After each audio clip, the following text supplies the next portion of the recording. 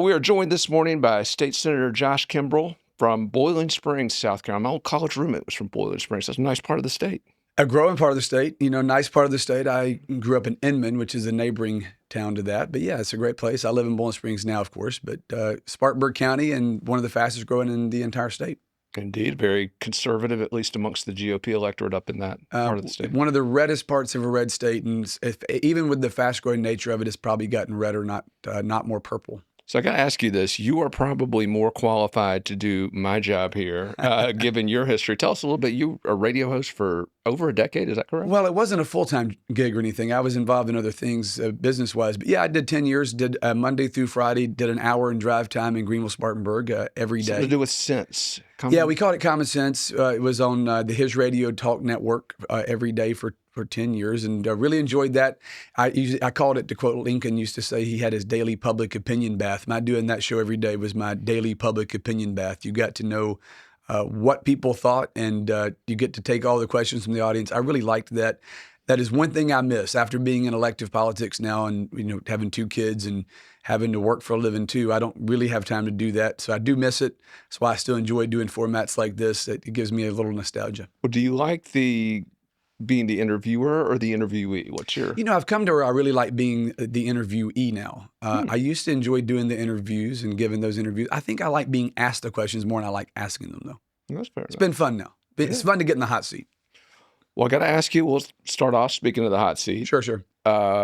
One of your colleagues was in here just last week, Senator Sean Bennett from Charleston. We started him off with this question. I want to start you off with it as well. There has been a lot of speculation about your future plans. Obviously, state senators run in a different election cycle than statewide officials. So that opens up opportunities for potential gubernatorial aspirations. Have you thought about it? Would you potentially run? And is a 2026 Kimbrell for governor candidacy in the offing? Well, for starters, it is kind of funny how that worked, right? The framers of our state constitution, I think everybody in the Senate always thought they were going to be governor, so they structured it in such a way you could run and not give up your Senate seat. Look, I don't shy away from answering questions. I've thought about it. We're looking at that possibility. It's not a definitive thing at this point, but I look at what I'd like to do. One of the things I've always believed is if you're going to run for any office, whether it's Senate, Congress, governor, any other position, there's got to be a why. It can't just be I want to do it because I'd like to do it. It can't be I want to do it because I want to hold the position. You've got to have a plan, and so I have things I'd like to do. What's your why? Well, for me, there's a lot of things that even when I ran for the Senate, I wanted to see the income tax rate come down. I ultimately want to get it to 0. There's a lot of, we've got to do some serious restructure on the regulatory environment. We're over-regulated. That needs to happen. So serious regulatory reform needs to happen. We need a lot of structural reform to the way the government offices are appointed. There needs to be further judicial reform. Those are really economic and government relations issues. Culturally, I want to continue to preserve the culture of the state. I think we're a unique state in that regard. And I've always believed that you need to be fiscally and socially conservative. We need people to do both. We're a unique state in that regard. And I've tried to do those things in the state Senate. I'd like to see that kind of leadership from the governor's office, whether that's me, and it very well may be that I choose to do that, whether that's me or somebody I eventually support. I want to see a leader in the governor's office that doesn't just want to be governor, but wants to do something if they are governor. I want to ask you about a few of those social issues in a minute, but first, I do want to give you some credit on this show. And we spoke with, again, Senator Bennett last week, gave him some credit. But you were one of the first state senators to push for comprehensive tax reform and specifically focusing on income tax reduction. Now, this is an issue that is all the rage now. Everyone's competing to put forward their policies. But I remember back in 2021 writing about how important this issue was. Only one lawmaker was pushing for it at the time, and that was you. You rolled out a bill back in 2021 to substantially reduce South Carolina's income tax burden. Tell us why it's so important to hit that tax rate, to lower that tax rate. Well, look, I mean, all forms of taxation put a burden on folks. The question is, how do you spread that burden evenly and make it less burdensome for families that are trying to work really hard and make it to where it's fair? And if you look at the states that have been the most successful, Texas, Tennessee, Florida come to mind, right? Those are the fastest growing economically, some of the fastest growing in terms of population. Certainly we are too, but those are really large states that still manage to really bring home the bacon in terms of jobs, in terms of GDP growth. They still run huge surpluses, and guess what? They do it without an income tax. And I've always looked at that model, and in 2021, I was kind of the lone guy out there introducing, let's get rid of it completely.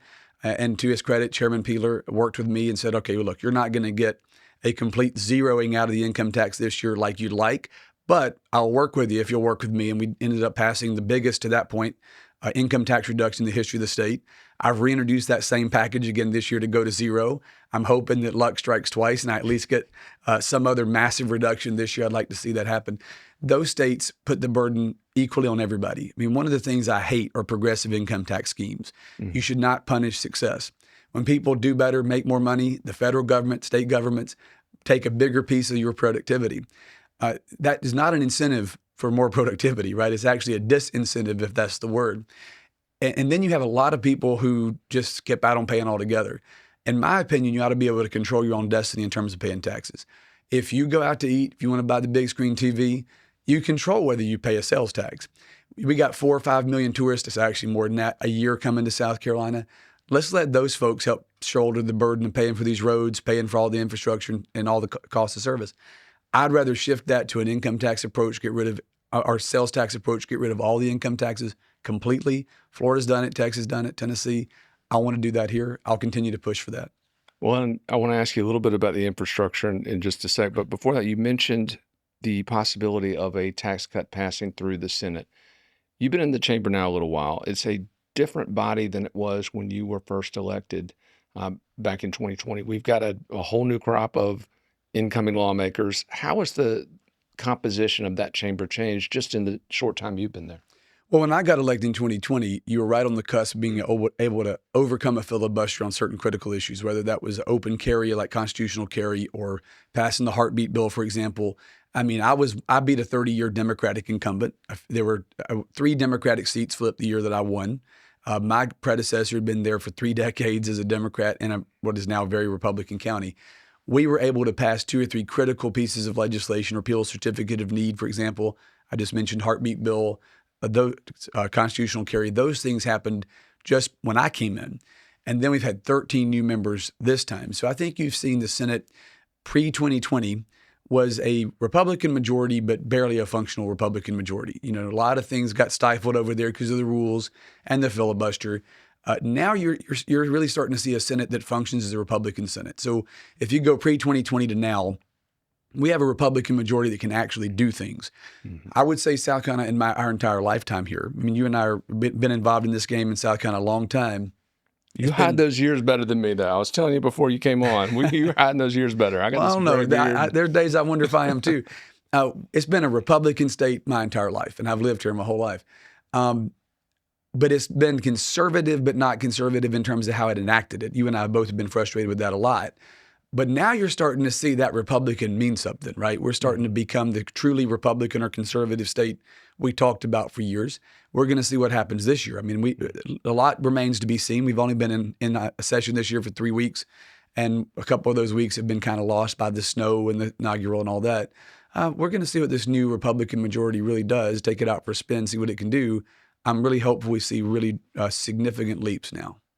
We talked about infrastructure earlier. Obviously, anybody that drives on 95 realizes that, you know, it's basically Dresden in 1945 or Kabul in 2001. It's just a disaster. But here we are just this week announcing that more than $600 million is being spent on an interchange for Scout Motors, for a EV plant, for a subsidiary of Uber Woke, Volkswagen.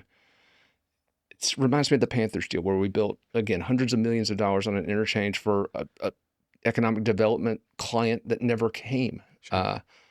Are these monies being appropriated in a proper way for infrastructure in South Carolina? Are these monies being spent in a way that's going to enhance our competitiveness as a state? Or are we just giving away the farm to big corporations with little to no return?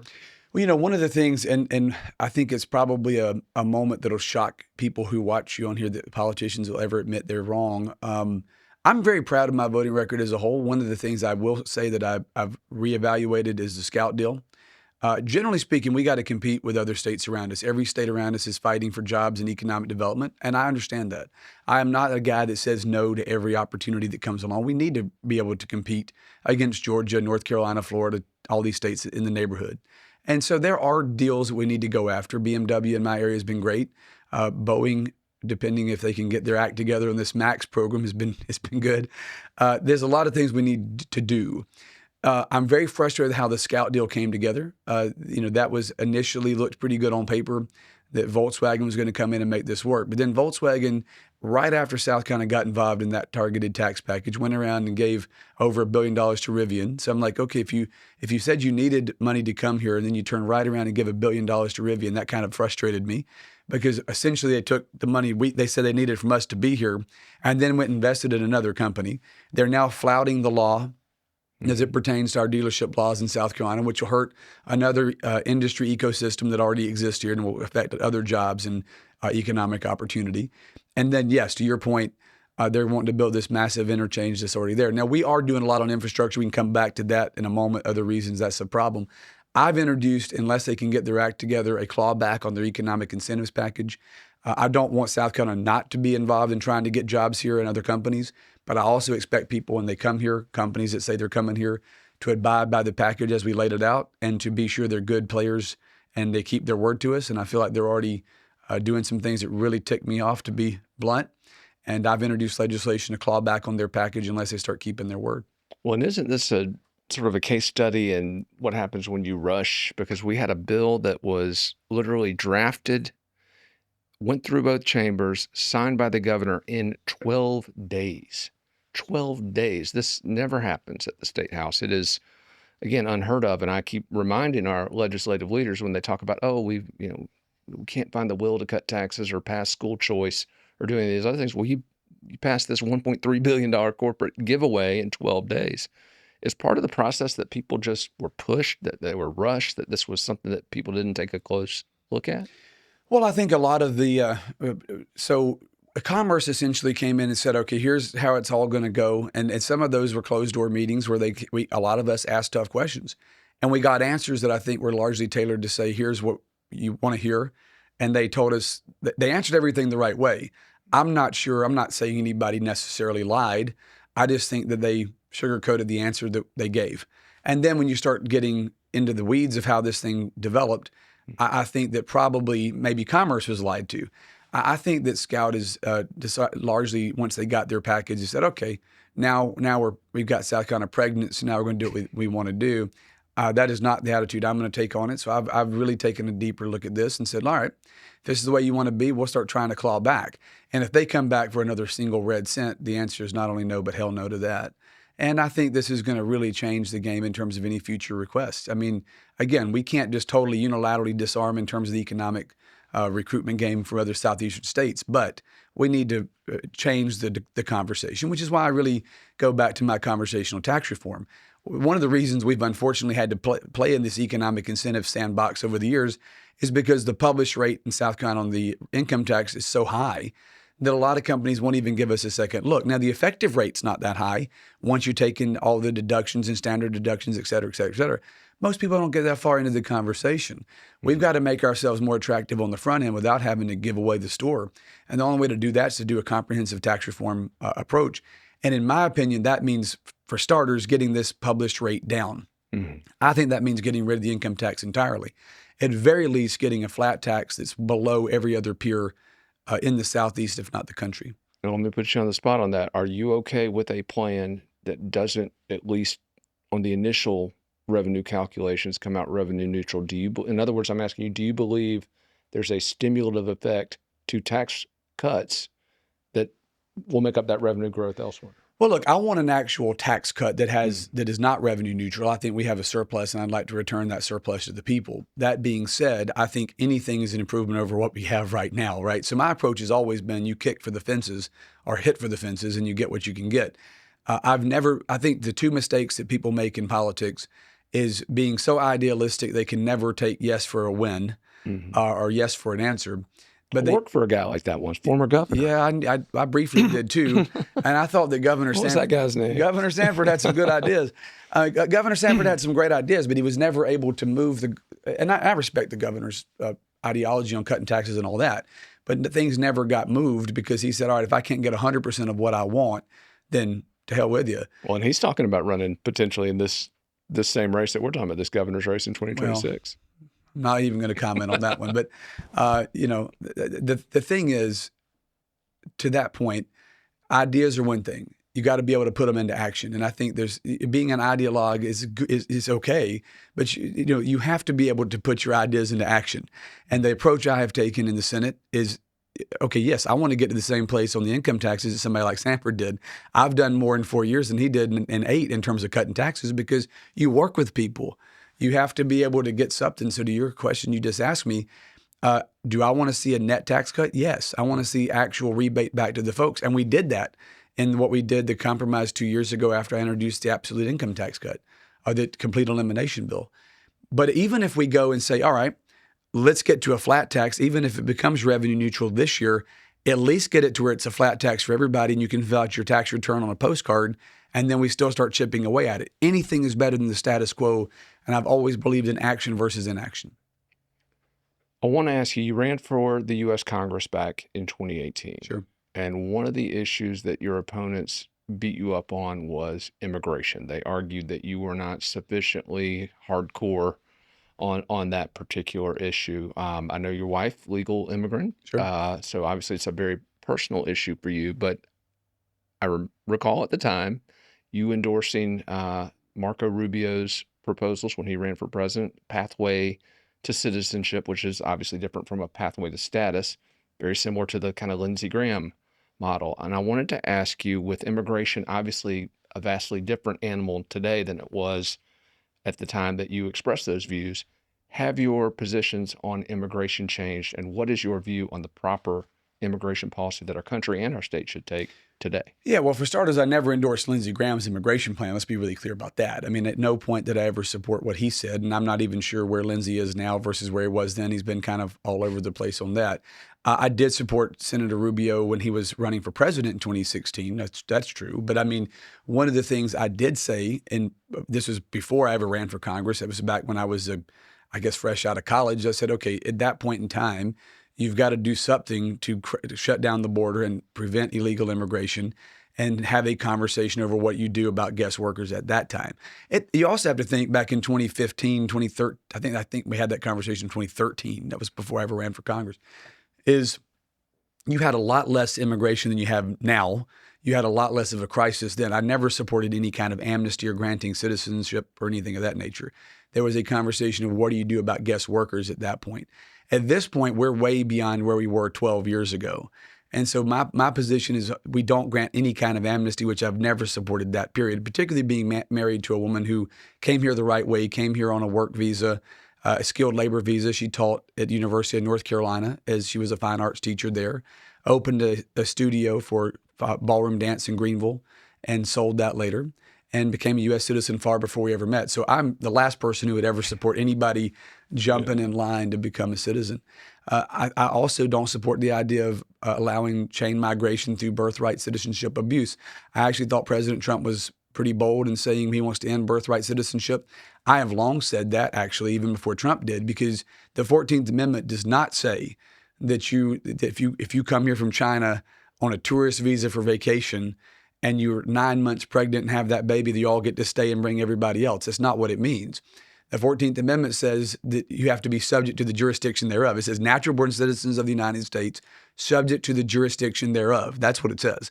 And so it's never, no court in history has ever supported the idea that just coming on into the country 9 months pregnant on a tourist visa gets you citizenship. So I believe ending birthright citizenship for people who are not citizens of the country, who are not here legally, is the right thing to do. So you think Trump can do that not only without legislative action? No, I think it's going to be challenged in court. I mean, I think the Supreme Court's going to have to weigh in on it. I think he's issued an order that's clarifying a position. I think the courts will weigh in. But I think the 14th Amendment already basically says that, right? But you're saying he doesn't need Congress to impose that? I think the court can make that decision. I mean, I think the Congress has already acted on it in the 14th Amendment. I mean, the 14th Amendment, what's happened is interpretations, right? Mm-hmm. I don't think you necessarily, at some point Congress may act, but and that's fine if they do. But the president issued an executive order basically directing agencies to, in my view, properly interpret the 14th Amendment to say the birthright citizenship doesn't mean, it's a pejorative term, but anchor babies, right? That's what people use. I think that's a blunt term. But the point is, people who abuse that process, the 14th Amendment, I think, is already pretty clear that it was intended, let's be honest with the context, you had folks at that time who were being freed from slavery in the Civil War amendments. The notion was that any person born in the United States who was a citizen, and of course that included every race and background who were born in the United States, particularly formerly freed slaves, that the children of those formerly freed slaves were citizens. That's obviously the right thing. And anybody in this country, born in this country, who's subject to the jurisdiction of this country is a citizen. And nobody's trying to change that. But it did not mean that people who came in from a foreign country who immediately had a child was going to automatically be able to chain migrate their family here because of that. I think that's been adjudicated 150 years ago, 100 years ago in other cases. And the president's order basically clarifies that. I think that's going to be challenged, already is being challenged, and the court will weigh in. Whether that eventually requires legislative action or not, we shall see. But I think that's the right interpretation. And I think birthright citizenship applies to those subject to the jurisdiction of the country and should not be abused by people outside of the country. Just a few more questions for you. We're talking about Trump. We're talking about birthright citizenship. One of the things that during his 2024 campaign that the president clearly pivoted on was the issue of abortion. Yeah. The Republican platform, the language in it was changed. It was watered down. A lot of social conservatives were very disappointed in the president's pivot. Obviously, didn't cost him at the polls. In fact, some would argue it was the smart political move. But as it relates to the life movement, the pro-life issue, you have been outspoken from the very beginning of your time in public life, that life begins at conception, that this is a fundamental human right. How does it align what the president pivoted on during the campaign versus where you stand on the issue of life? Do those things align? And how is that going to play out in the South Carolina legislature this year? We've already had the heartbeat bill, 6-week ban, law of the state upheld by the courts.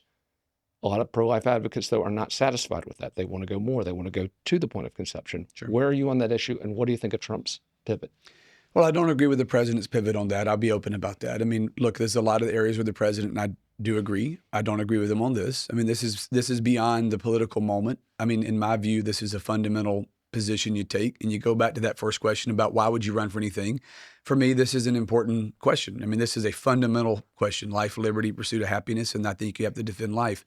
Now, reasonable minds, I can agree with to disagree with folks, but I don't agree with moving to 15 weeks. The governor of Florida worked really hard to uphold the 6-week heartbeat bill there. I was proud of him for doing it. I didn't agree with the president coming out against the governor on that in Florida. I thought that was a mistake on his part. I'm proud of the governor for standing up down there, and I'm glad that Florida kept that radical amendment out of the Constitution, and they upheld the heartbeat bill there. I was proud to be one of the authors of the heartbeat bill here, one of the early co-sponsors, and fought tooth and nail to keep it here and make sure we upheld it. Look, I think there's two extremes on the debate here. There are those that have recently actually tried to politicize this issue. I've been very involved in working with the South Carolina Medical Association and others to push back against a false narrative that's trying to get some legs, that there have been some doctors that have been telling women they can't get a D&C when they've had a miscarriage because somehow we in the legislature with the heartbeat bill are denying care in the case of a miscarriage. Well, that's wrong. Okay, no one said that.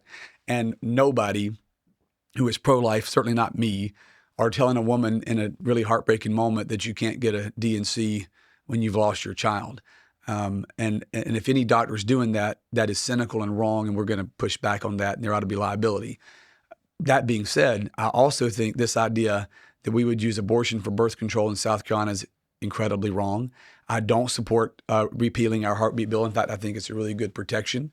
I think there's reasonable exceptions for rape, incest, life of the mother that are in that bill that allow for those D&Cs in the case of a miscarriage, and we'll leave that in place. I do believe that life begins at conception. I also believe that it's misguided for some folks that are saying we want to go and take a mom who's had an abortion and put her on trial for murder. I think that's a mistake.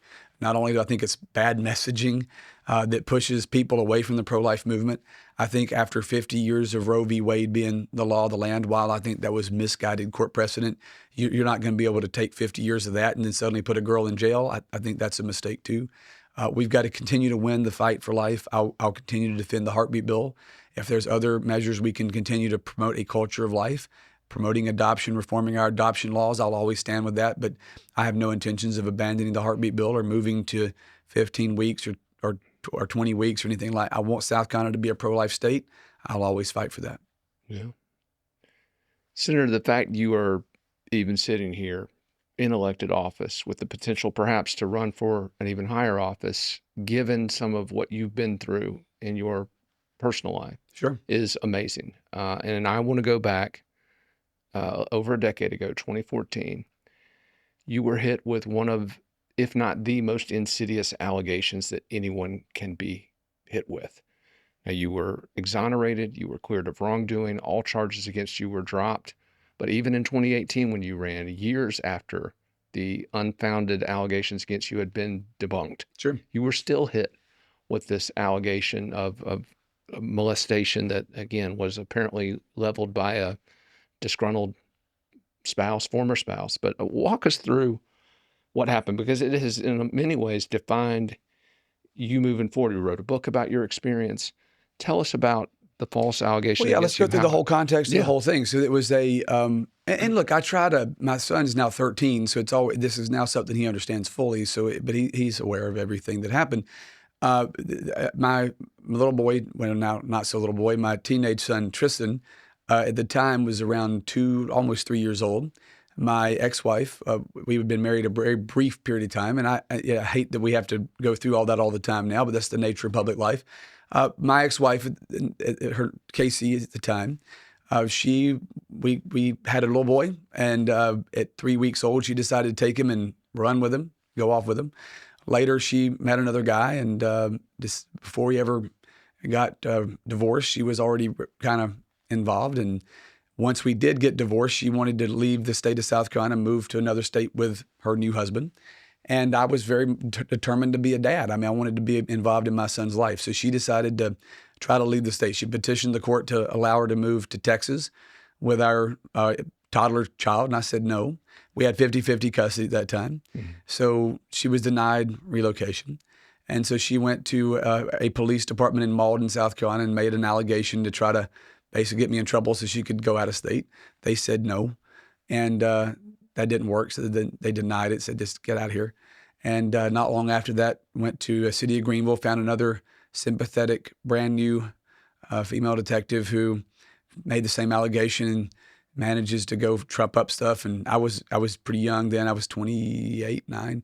Mm-hmm. And I was on the radio and found out that she goes and gets me put in jail overnight, makes all these crazy allegations.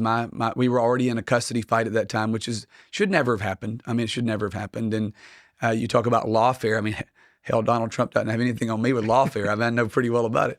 And so essentially goes and does all this crazy stuff. My lawyer said, hey, City of Greenville, give us the discovery package. And they said, we don't really have anything. We don't have anything. It's all literally just her claim. We literally had nothing. I mean, all the stuff that the detective claimed she had, she didn't have. She was later fired after that. We found out she was an activist, real involved with the Obama reelection effort that year.